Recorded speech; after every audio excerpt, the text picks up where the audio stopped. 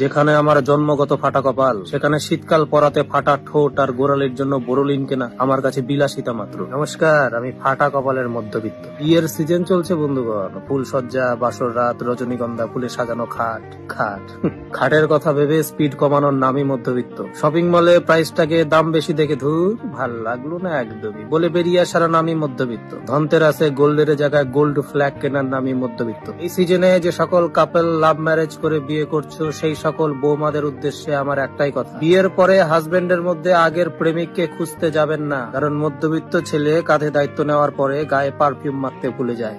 আমার এক বড়লোক বন্ধু বলেছিল, ভাই বই থেকে শিক্ষা নিতে গেলেই ঘুম পায়। আমি বললাম, আমাদের মতো জীবন থেকে শিক্ষা নে, ঘুম উড়ে যাবে। বন্ধুগণ, আমরা মধ্যবিত্ত, আমাদের ফ্যানের স্পিড কমলে আমরা নতুন ফ্যান কিনি না, ফ্যানের ধুলো ভালো করে পরিষ্কার করে নিচে দাঁড়িয়ে উপরে তাকিয়ে বলি, বাহ এবারে দেখ আগের থেকে অনেকটা জোরে ঘুরছে। মধ্যবিত্ত প্রেমিক আর বড়লোক প্রেমিকের মধ্যে ফারাক কি জানেন? বিয়ে হওয়ার সময় মধ্যবিত্ত প্রেমিককে শুনতে হয় বাড়িতে মানবে না, আর বড়লোক প্রেমিককে শুনতে হয় আমি যে করেই হোক মানিয়ে নেব। তবে বন্ধুগণ, মধ্যবিত্ত হয়ে জন্মানো কোনো পাপ নয়, শুধুমাত্র নিজেকে কখনো সহজ ভেবো না, তাহলে এই দুনিয়া তোমায় সহজ লভ্য